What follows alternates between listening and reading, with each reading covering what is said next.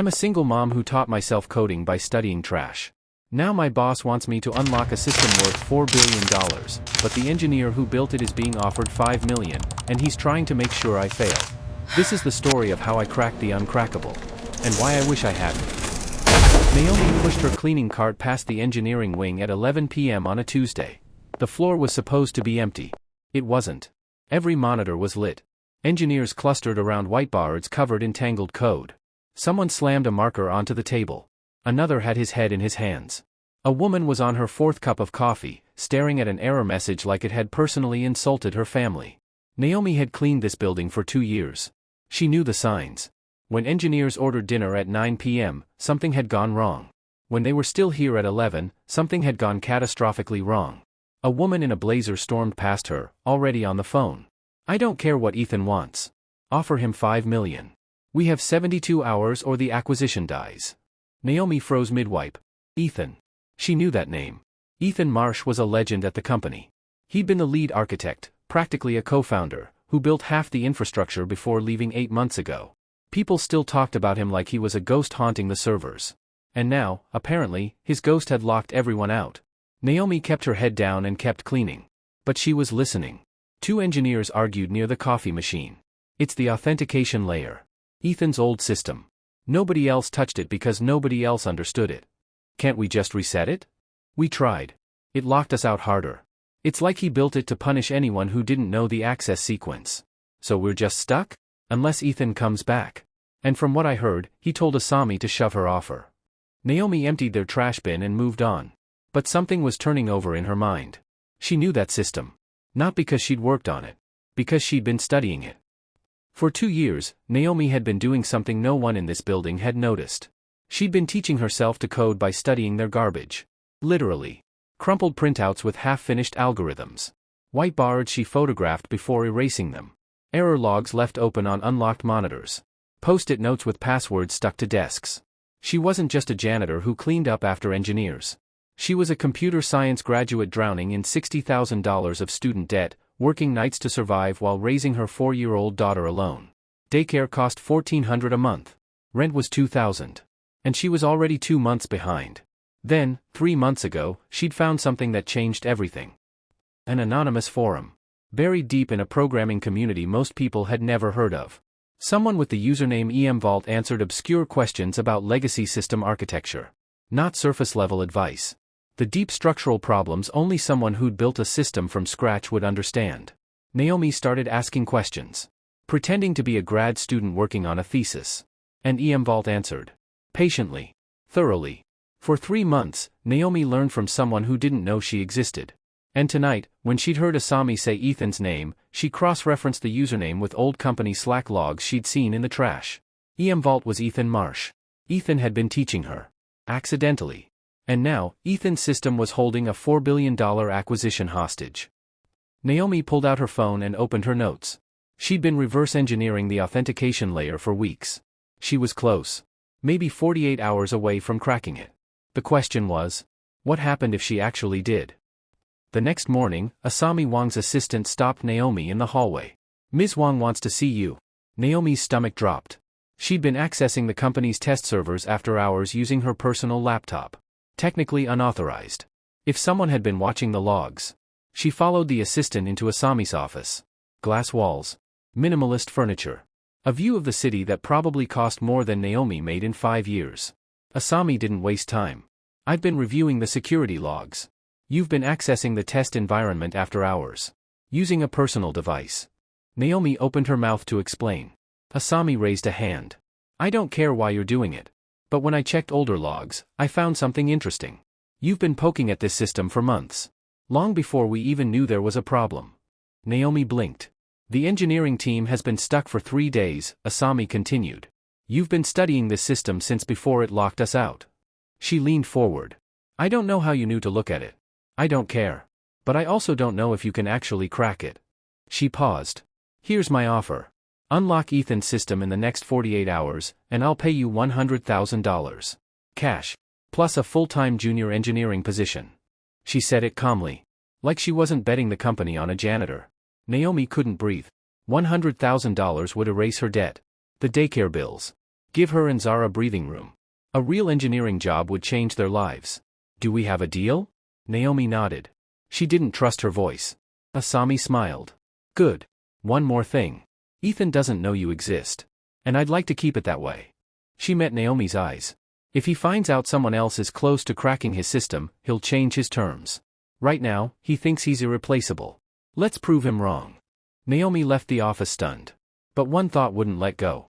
Asami offered Ethan $5 million. She was offering Naomi $100,000. For the same problem. Naomi couldn't let it go. That night, she went back to the engineering wing and started digging. Not in the trash this time. In the financial records. Engineers were careless about what they threw away. Payroll summaries. Budget reports. Compensation analyses. She found what she was looking for in a crumpled printout dated 8 months earlier. Ethan Marsh, final salary, $280,000 per year. Naomi sat back. Asami was willing to pay Ethan $5 million. For a man who didn't even work here anymore. Naomi was about to save a $4 billion acquisition. And she was getting $100,000. She pulled out her phone and did the math. 2%. That's what she was worth. Then Naomi remembered something one of the engineers had said. Ethan told Asami to shove her offer. Why would someone turn down $5 million? Naomi opened her laptop and started searching. She needed to understand why Ethan couldn't just take the money and run. And then she found something interesting. A forum post from 2 months earlier. Someone asking about early contract termination penalties. The reply was from EMVault. It depends. When I left my last company, I signed a non-compete agreement, promising that I wouldn't work for their competitors for 6 months. If I break it, they can sue me for all the money they claim they lost because I helped a competitor. And they can ban me from working anywhere in the tech industry for years. Naomi stared at the screen. Ethan couldn't take Asami's $5 million. Not because he didn't want it. Because accepting it would ruin him. Ethan's leverage wasn't real. Ethan's leverage wasn't real. He was making threats he couldn't actually follow through on. He was bluffing. And Asami didn't know it. But Naomi had just figured it out. Naomi made a decision. She pulled Ethan's contact information from an old company directory and dialed. The phone rang 4 times.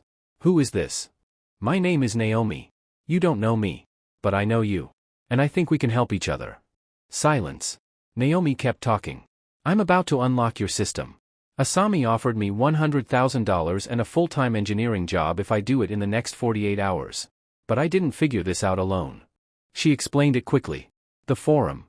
The questions. The months of learning from someone who didn't know she existed. You taught me how to crack your system, Ethan. You just didn't know it was me. More silence. Then, carefully, what do you want? I want us to work together. Asami offered you $5 million, but you can't take it because of your contract penalties. But what if we renegotiate? Naomi didn't rush. I cracked the system.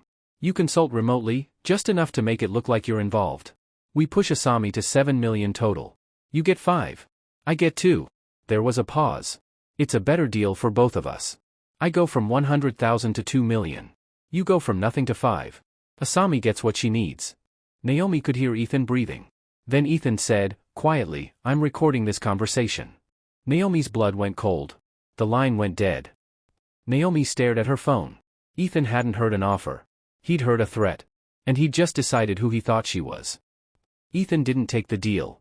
He went straight to Asami. He told her Naomi had been using stolen intellectual property. That Naomi's work wasn't independent, it was built on guidance Ethan had unknowingly provided. That hiring Naomi would expose the company to legal risk. Then Ethan offered a new deal. $7 million to unlock the system himself. Remote consulting. No need for Naomi at all. Asami agreed. But when Ethan submitted the consulting proposal to his current employer, DevCore rejected it. His CEO, Lauren, called him into her office. Asami contacted us weeks ago trying to buy you out, she said. We said no. If you help her now, even as a consultant, we'll consider it a breach of your non-compete. And we will bury you in legal fees. Ethan was trapped. He couldn't help Asami without destroying himself. That afternoon, Asami called Naomi back into her office. Her tone was different now. Ethan claims you've been stealing his work, she said. If that's true, I can't hire you. You'd be a legal liability. Naomi felt her future collapse in real time. But she'd prepared for this. She opened her laptop and pulled up 3 months of work. Independent research. Original code. Solutions built from scratch after learning the fundamentals. Ethan helped me understand the system, Naomi said. But I solved it on my own. Check the timestamps. Check the logs. Everything I did was after hours, on my own time, using publicly available information. Asami studied the screen. Longer than Naomi expected. Finally, she leaned back. I believe you, she said.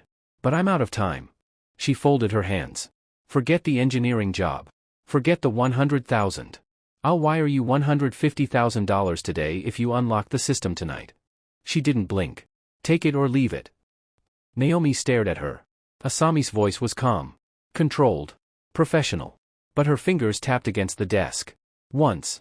Twice. 3 times. She wasn't offering Naomi a deal. She was begging. And trying to hide it. Naomi had cleaned this office for 2 years. She knew what desperation looked like. She'd seen it in missed deadlines, lost clients, and people about to lose everything. Asami Wang was desperate. And for the first time, Naomi realized something. She wasn't the one who needed this deal. Asami was. I need to think about it, Naomi said. Asami's expression flickered. Just for a second. The offer expires in 1 hour. Then you'll know my answer in 1 hour. Naomi stood up and walked out. Naomi sat in her beat-up Honda in the parking lot. Engine running. Windows up. Her phone buzzed. Asami's assistant. Once. Twice. 3 times. She ignored every call. 50 minutes passed. Naomi stared at the dashboard and thought. She'd offered Ethan a partnership that would have turned $100,000 into $2 million. Ethan had rejected it. Recorded her. Tried to bury her. Now Ethan was getting nothing. Naomi had learned something from that call. Asking for too much gets you nothing. This time, she'd be smarter. Asami offered Ethan $5 million. That was her ceiling, for someone she trusted. If Naomi pushed too hard, she'd walk. But double her last offer? She'd already shown she was desperate enough to pay it. $300,000. Senior role. 12 hours. That was the line. At 50 minutes, Naomi's phone rang again. Different number. Ethan. Naomi stared at the screen. Then answered. What? Ethan's voice was different now. Quieter. Almost hollow. DevCore won't let me consult. I'm stuck. I know. You knew? I figured it out the same night you tried to screw me over. Then Ethan said, Asami's going to lose the acquisition. And you'll get nothing out of it. We can still renegotiate. Together. Naomi laughed. It wasn't kind. You recorded our last conversation, Naomi said. You told Asami I stole your work. You tried to bury me. I panicked. You betrayed me. If you walk away now, Ethan said, we both lose. Asami will find someone else. Or the deal dies. Naomi let the silence stretch. Then she spoke. Here's what's going to happen. I'm going back to Asami. I'm renegotiating. Alone. Ethan didn't speak. You had your chance, Naomi said. You blew it. Naomi. Don't call me again. She hung up. For the first time, Naomi wasn't guessing. She knew she had leverage. At 59 minutes, Naomi walked back into Asami's office. She was on the phone. She hung up when she saw Naomi. I'll do it, Naomi said. But the price just changed. Asami's eyes narrowed. We had a deal. No, Naomi said. You made an offer. I'm making a counteroffer. She didn't raise her voice. $300,000. Cash, wired before I touch a keyboard. And a full-time senior engineering position. Not junior. That's double what Ethan can't help you, Naomi said. Your engineering team can't crack this. And in 36 hours, you lose $4 billion. She held her gaze. So let's stop pretending you have options. Asami didn't speak. The tapping stopped. Her hands were perfectly still. Then she leaned back. You've got 12 hours, she said. Not 48. Naomi nodded. Deal. She opened her laptop and started typing. Asami had been authorized to spend up to $7 million. She'd just saved the board $6.7 million. But Naomi didn't know that. As the wire confirmation came through, Asami spoke without looking up. You know, she said, I almost fired you 6 months ago. Budget cuts. Naomi looked up. Why didn't you? Asami smiled. Thin and unreadable. Ethan, she said. He said good janitors were hard to find. Something cold settled in Naomi's chest. Ethan had kept her employed. And then tried to destroy her. Wire the money, Naomi said. I've got work to do. 6 hours later, Naomi unlocked the system. The AI platform launched on time. The $4 billion acquisition closed. 300 jobs were saved. Asami held a press conference. She praised a brilliant young engineer who solved an impossible problem under impossible pressure. She didn't mention that she'd been a janitor. She positioned her as a rising star who'd come through in the clutch. The story went viral. The underdog genius who saved a billion-dollar deal. Job offers flooded Naomi's inbox. Her debt was gone. Her career had begun. Naomi had won. Then she got an email. No subject line. From Ethan Marsh. You didn't beat me, Naomi. You proved I was right to build that system the way I did, so hard to crack that even with my help, it took you 3 months. Asami paid you 300,000. She offered me 7 million. You were never the hero. You were always the discount version of me. I have millions in stock options and nowhere to go. You have 300,000 and the illusion of freedom. We're both stuck. You're just too proud to see it. Naomi stared at the screen. Ethan wasn't wrong. Naomi had done the work. Saved the company. Cracked what no one else could. And she'd been paid a fraction of what Asami was willing to spend. Not because she lacked skill. Because she lacked leverage. 3 months later, Naomi sat in her new office. A Slack notification popped up. A junior developer on her team. Asking a very specific question about a legacy system. The kind of question that only came from someone working on something they shouldn't have access to. Naomi stared at the message. She thought about the forum. About learning in silence. About being invisible. She thought about Ethan. About what power did to people when they finally had it. Naomi closed the message without responding. She'd learned her lesson. So here's what I can't stop thinking about. Naomi did 100% of the work. She cracked an impossible system. She saved 300 jobs. And she got paid only 4% of what Asami was actually willing to pay Ethan. Is that just how the world works? Because I think a lot of us have been the discount version at some point. Maybe you've been underpaid while someone else took the credit. So here's my question for you. If you were Naomi, would you have called Ethan and tried to partner? Or would you have just kept quiet and taken the win? Be honest in the comments. I want to know where you stand. And if this story made you feel something, whether it's anger, frustration, or just that bitter taste of unfairness, hit that like button. It helps more people find stories like this. Subscribe if you want more of these. Because trust me, I've got more stories about people who got underestimated, underpaid, and undervalued, and what they did about it. Hit that notification bell so you don't miss the next one. See you in the next story. END.